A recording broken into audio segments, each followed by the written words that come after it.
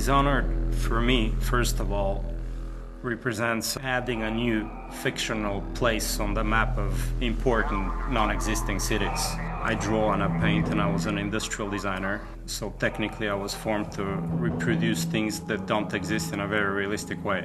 And my tools are mainly light, architecture, and composition. So science fiction cities are my specialty.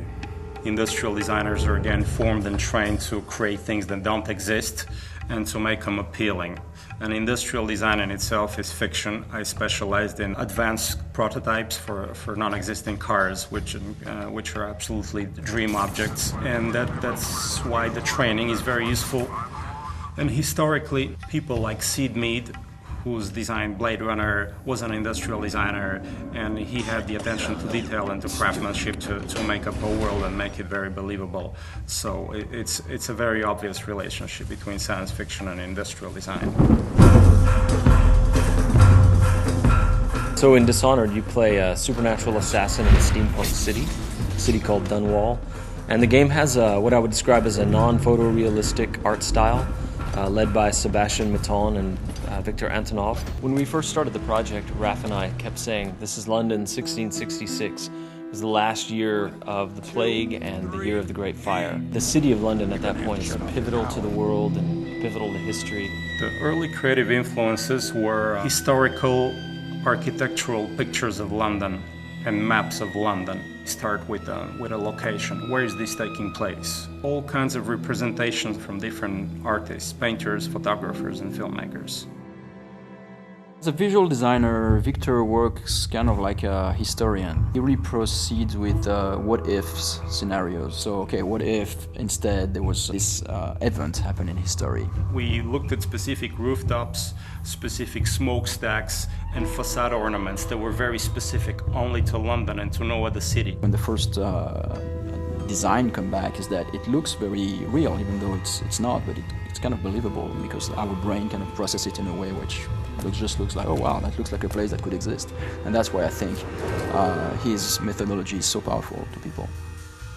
On a étudié en gros les fogs, la nuit, la pluie, les skies qui sont très bas en fait et qui pèsent sur l'expérience du joueur. C'était vraiment une approche qu'on avait de ne pas faire un jeu où il fait soleil, très beau.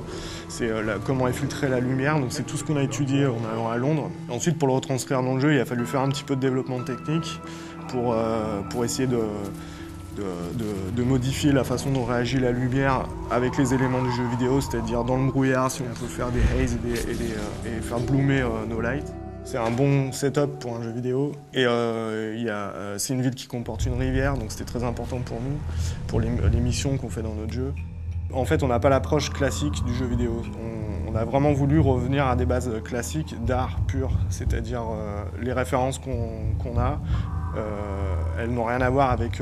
on ne fait pas de recherche sur Google, on ne cherche pas à faire de choses génériques, on veut vraiment créer quelque chose d'unique.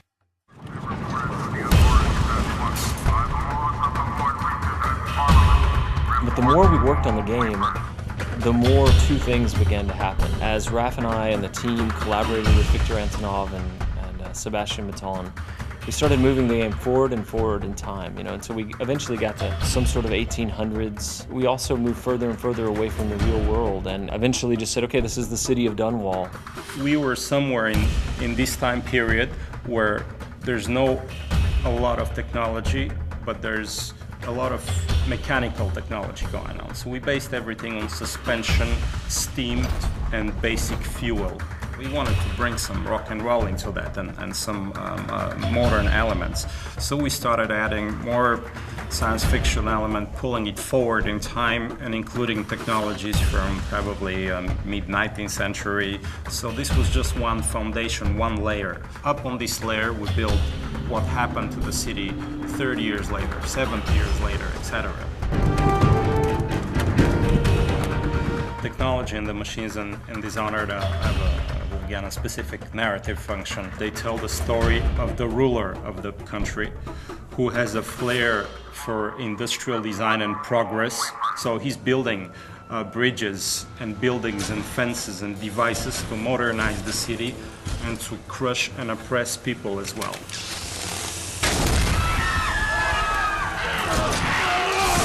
The whaling trade takes off, and there's a brilliant inventor called Sokolov, who's for us a little bit Rasputin, a little bit Da Vinci, a little bit John Dee, and he invents some devices and takes advantage of the volatile whale oil. And then the oppressive government begins to use those devices against the people as a sort of security layer. The whale oil industry in Dishonored is manifested and represented through visual elements and design elements like ships and boats. And all that suggests that the world is bigger than the city, and you have an ocean, and you have foreign different lands, and maybe colonies. So you have these mysterious ships bringing these strange animals because they're not regular whales, they're Dunwall whales. So you see them through harbors and rivers and through the coast, and the whale ships expand the scope of the city. The characters and the character design in Dishonored are no different than the architectural design or the design of the light. We wanted to get into the identity of these characters. We looked into British morphology. How are the eyes set? How's the nose? How's the skin? Play with the grotesque and with the beautiful, and we stylize this into a variety of very real faces that have a backstory and a meaning to them. On a travaillé avec des gens un peu à travers toute l'Europe et qui étaient vraiment des spécialistes en fait de l'anatomie pour essayer de ne pas perdre l'intention qu'on avait mis dans les visuels au départ. Et on a pris des gens qui étaient spécialisés par exemple dans les silhouettes et dans les vêtements, dans la découpe des plis, la façon dont travaille un jean ou un pantalon. On ne voulait pas justement que ça ressemble à des personnages de jeux vidéo avec des jambes en tube et quelques polygones pour donner de l'effet ou juste des shaders. C'est-à-dire qu'on vraiment travaille la silhouette, c'est-à-dire que nos personnages, on a une approche de loin parce que c'est un jeu de combat, donc on détecte les personnages de loin. Et on a besoin aussi d'avoir un fort caractère quand ils sont très près.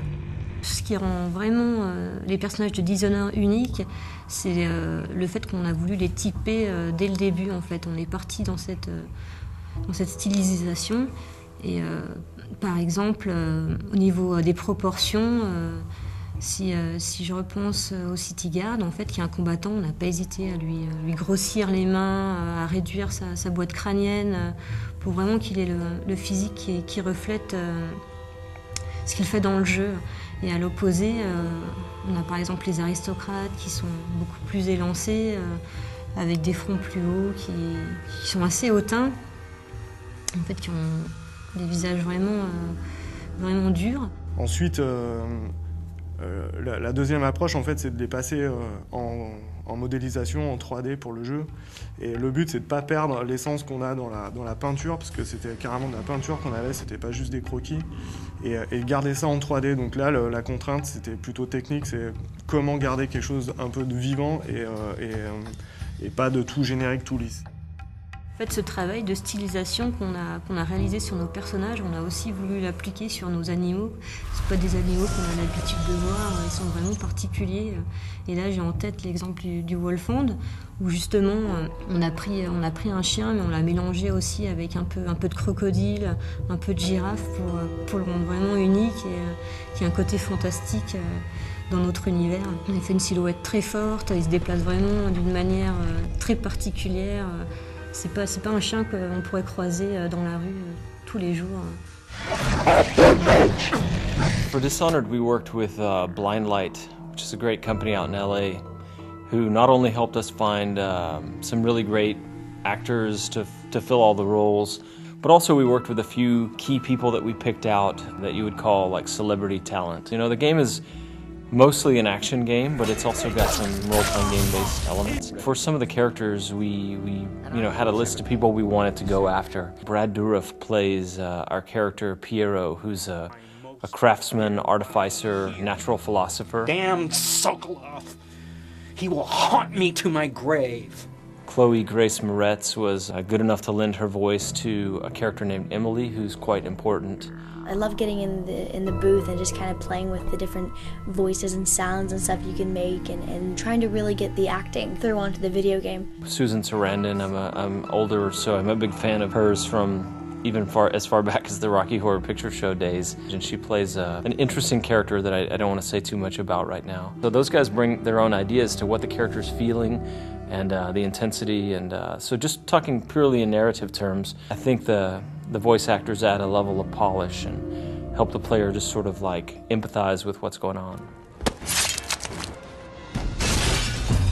I want the Dishonored world to leave a souvenir and a memory in the player as if they had really been to this place and it moved them. And I hope it would stay in fiction as one of the places that will give people goosebumps and shivers.